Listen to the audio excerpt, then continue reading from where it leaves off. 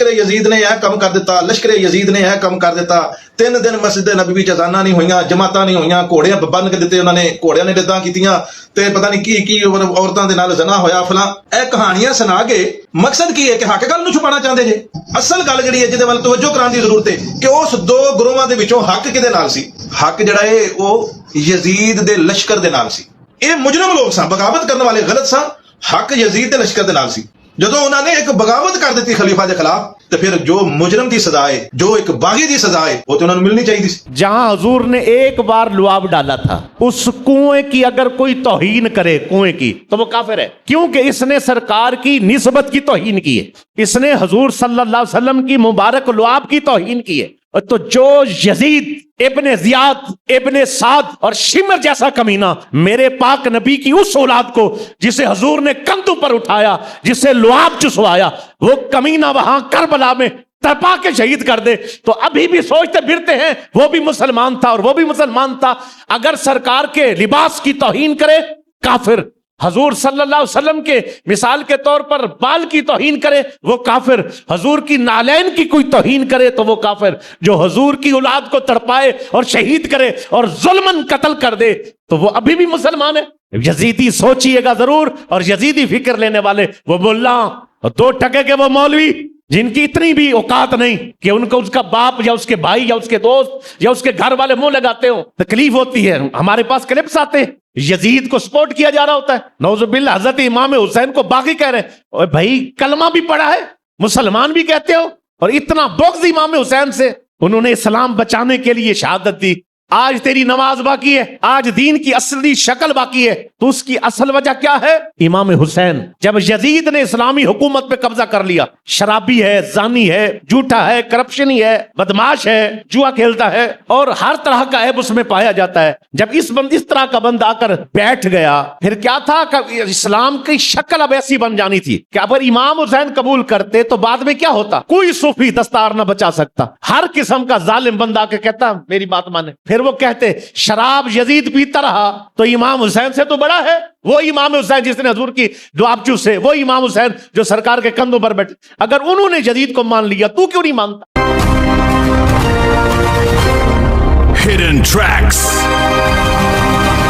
انہوں نے شرابی کو مان لیا تو کیوں نہیں مانتا؟ تو یہ ایک حق اور باطل کی پہچان ختم ہو جاتی، 1 نمبر اور 2 نمبر کی پہچان ختم ہو جاتی، اور دین اسلام، حقیقت، سنت، شریعت، اور اس کے بعد مخالفت اسلام دین، اس کی پہچان ختم ہو جاتی۔ امام حسین نے یہ پہچان دی ہے، آپ نے اپنے بچوں کو، اپنے بھائیوں کے بچوں کو، اپنے غلاموں اور ساتھیوں کو شہید کرا کے خود شہادت کا جام نوش فرما کے یہ پیغام دیا ہے کیا کہ میں دین اسلام کی اصلی اس شکل کو نانا جی جو دے کر گئے تھے، سرکار دو عالم علیہ الصلوۃ والسلام جو دے کے گئے تھے، اس کو اسی پر برقرار رکھوں گا، ظالم کے ہاتھ میں بیعت نہیں ہوتا۔ ان ظالموں نے کیا کہا؟ جی یہ تو خلافت کے مقابلے میں آ گئے تھے، تو خلافت کے مقابلے میں آنے والا نعوذ باللہ باغی ہوتا ہے، استغفر اللہ۔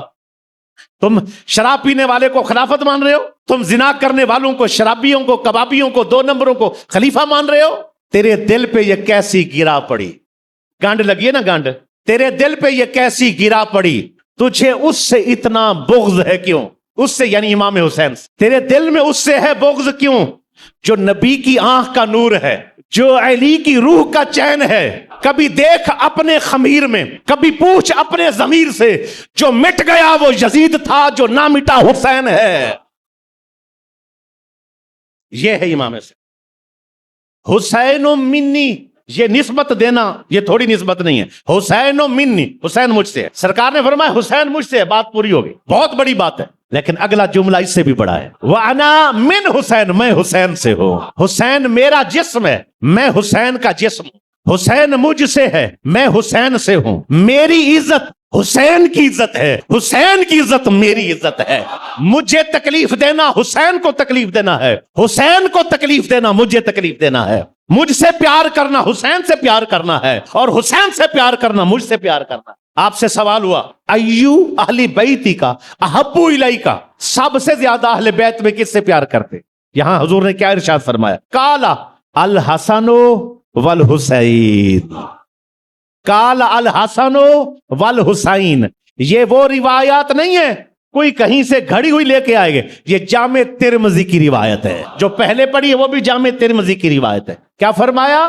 اہل بیت میں سب سے زیادہ پیار کے کیا ہے؟ حسن سے اور حسین سے. فرمایا الزمو، لازم پکڑو میری اہل بیت سے محبت، لازم. یہ شرائط ہے. نماز پڑھی، اللہ اکبر، کپڑے پاک نہیں ہیں. آپ نے اللہ اکبر کر کے نماز شروع کی، نماز شروع ہی نہیں ہوئی. شرط کیا ہے؟ کپڑوں کا پاک ہونا.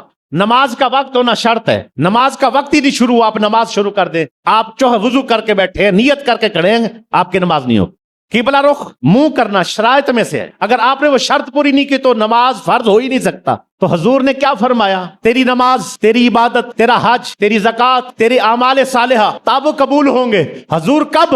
الزموا مودتنا اہل البیت، جب تو میری اہل بیت سے پیار کرے گا، محبت کرے گا، الفت رکھے گا، چاہت کرے گا، تب قبول ہے. آگے سنیے. کوئی کہ شاہ صاحب ترجمہ تو آپ نے خود ہی کر دیا. میں نے اگلی حدیث کے حصے پر ترجمہ کیا ہے، سنیے گا. قسم جب اٹھائی جاتی ہے تو قسم کا معنی ہے پختگی اختیار کرنا. جب کلام عام صورت میں کیا جائے تو وہ کلام ہوتا ہے. بعد میں بندہ کہتا ہے مجھے صاف لگا تھا، مجھ سے جلدی میں بات ایسے ہو گئی تھی. لیکن جب کسی کلام پر قسم دی جاتی ہے تو کہا جاتا ہے میں قسم دے رہا ہوں اور پختگی سے بات کر رہا ہوں، جو بات ہے وہ ایسے ہے.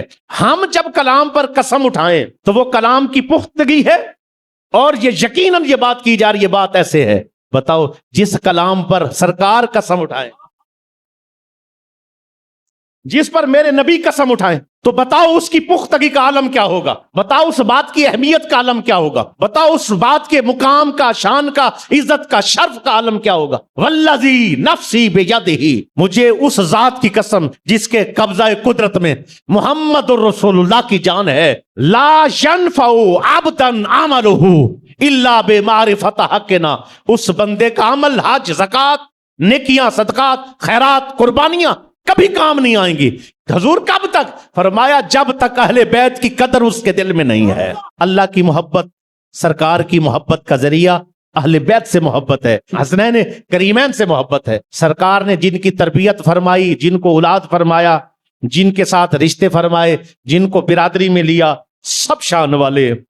ہاں وہ جنہوں نے ظلم ڈھائے، جو اہل بیت کے مقابلے میں آئے، جن نے اہل بیت کے اوپر ظلم کیے، پھر ان لاشوں کو تڑپایا، پھر ان کو دفن تک نہ کیا، پھر ان کے سر نیزوں پر اٹھا کر لے کر چلے گئے. ایسے ظالموں کے لیے ہمارے پاس کوئی رعایت نہیں ہے. نہ وہ ہمارے کچھ لگتے ہیں، نہ ہم ان کو اپنا کچھ لگنے دیتے ہیں. ہم ان کے اوپر ہر سانس کے ساتھ لعنت بھیجتے ہیں. ہم اپنے جسم کے بالوں کے برابر ان پر لعنت بھیجتے ہیں. ہم اپنی زندگی کی جتنی سانسیں ہیں، ہر سانس کے کروڑوں بار اس پر لعنت بھیجتے ہیں. جنہوں نے اہل بیت سے جناب والا اظہار نفرت کیا اور جنہوں نے اہل بیت سے بغض رکھا، یہ اپنے بغض کا اظہار کر لیں، ہم اپنی عقیدت کا اظہار کریں گے. دعا کرتے ہیں یا اللہ جب حشر کا دن ہو، اے جڑے جڑے یزیدیاں دے نال نے، یا اللہ جو جو یزیدیوں کے حامی ہیں، جو یزید کو بچانا چاہتے، یا اللہ ان کا حشر یزید نال کر. ہم حسینی ہیں، ہمارا حسن حسین کے ساتھ کر، ہمارا حشر ان مبارک ہستیوں کے ساتھ. ہماری دعا ہے تو اپنے ابے واسطے زور لا، تو جنہ زور لائیں گا تیرا منہ نہ کالا ہوئے گا. یزید خود کالا، یزید کے ساتھ ملنے والے کالے، وہ کالا ہوا، اس کا منہ کالا ہوا، اور ہم خود اجلے کیونکہ ساڈا حسین اجلا. ہم خود نور والے کیونکہ ہمارا حسین نور والا. ہم خود حق والے، اس کی وجہ ہمارا حسین حق والا. ہم نے حق والوں کا ساتھ دیا، ہر موقع پر اللہ نے عزت ہمارا مقدر بنا دی. اللہ اکبر کبیرہ.